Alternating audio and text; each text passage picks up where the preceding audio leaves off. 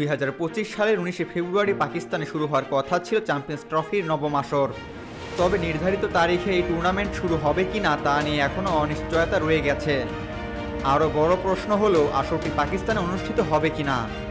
টুর্নামেন্টের আয়োজক দেশ হিসেবে পাকিস্তান নির্ধারিত থাকলেও ভারত পাকিস্তানের রাজনৈতিক টানাপোড়েনের প্রভাব বেশ ভালোভাবে পড়ছে চ্যাম্পিয়ন্স ট্রফিতে।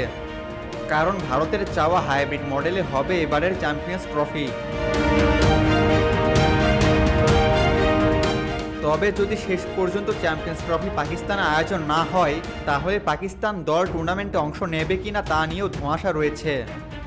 আর এই অনিশ্চয়তার মাঝেই পাকিস্তান ক্রিকেট বোর্ড একটি ঘোষণা দিয়েছে। 14 নভেম্বর রাতে পিসিবি তাদের এক্স অ্যাকাউন্টে জানিয়েছে চ্যাম্পিয়ন্স ট্রফি 2025-এর ট্রফি ট্যুর শুরু হবে 16 নভেম্বর থেকে। ইসলামাবাদে এই ট্যুরের আনুষ্ঠানিক সূচনা হবে। পিসিবি এই উদ্যোগকে টুর্নামেন্ট নিয়ে উত্তেজনা বাড়ানোর পদক্ষেপ হিসেবে দেখছে। এক্স অ্যাকাউন্টে পিসিবি লিখেছে, get ready Pakistan. ICC champions trophy 2025-এর ট্রফি ট্যুর 16 নভেম্বর ইসলামাবাদে শুরু হচ্ছে। ট্রফিটি স্কার্দু, মুড়ি ও মুজাফফরবাদেও যাবে। এক ঝলকে দেখে নিন সেই ট্রফি যা 2017 সালে দ্য ওভালে সরফরাজ আহমেদ উঠিয়ে ধরেছিলেন। ট্রফিটি প্রদর্শিত হবে 16 থেকে 24 নভেম্বর পর্যন্ত।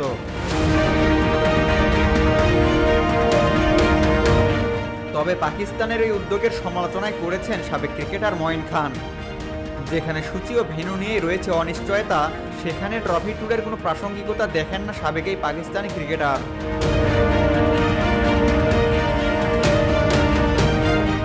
চ্যাম্পিয়ন্স ট্রফির সূচি মূলত 11 নভেম্বর লাহোরে উন্মোচন করার কথা ছিল। লাহোরে হওয়ার কথা ছিল ভারতের সব ম্যাচ, কিন্তু চ্যাম্পিয়ন্স ট্রফি খেলতে ভারতে দল না পাঠানোর সিদ্ধান্তে ভারত অনড় অবস্থানে থাকায় টুর্নামেন্টের ভাগ্যই গেছে অনিশ্চিত হয়ে।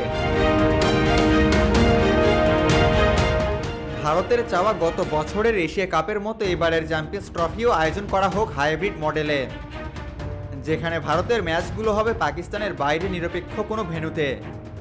মূলত ভারত সরকারের অনুমতি না পাওয়ায় এমন সিদ্ধান্ত নিতে হয়েছে বিসিসিআইকে।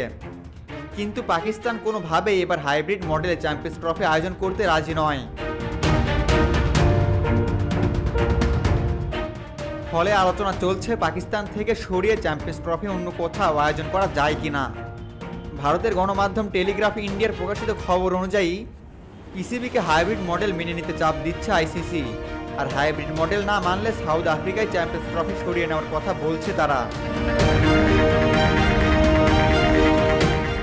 এদিকে এমন দাবির বিপক্ষে পিসিবি আইসিসিকে বড় হুমকি দিয়ে রেখেছে।